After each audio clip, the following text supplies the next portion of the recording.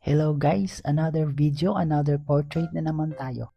So for today's artwork natin ay single portrait. Pero hindi siya single, ako lang yung single.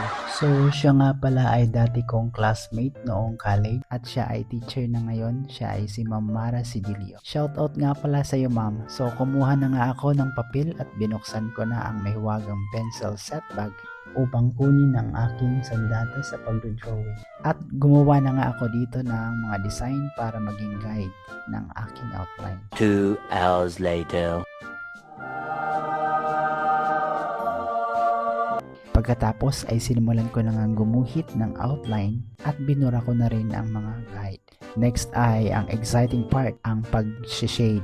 Bali, inuna ko nga palang i-shade dito ang mata gamit ang 8B pencil. Pagkatapos ay ang bibig bago mag-shade ng skin tone. At syempre habang nagdo-drawing, dapat may pa-sound trip.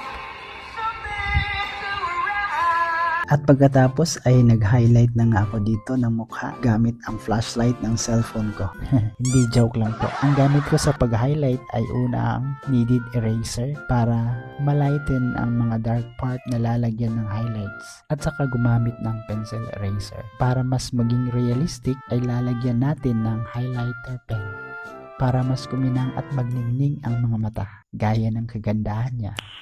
Nice. At syempre, huwag kalimutan ang pirma upang hindi manakaw ang ating mga obra. Yun no? So kung nagustuhan niyo po ang aking video, please don't forget to like, share, and comment. At kung interested din po kayo magpa-drawing, message this account. Maraming salamat po at God bless everyone!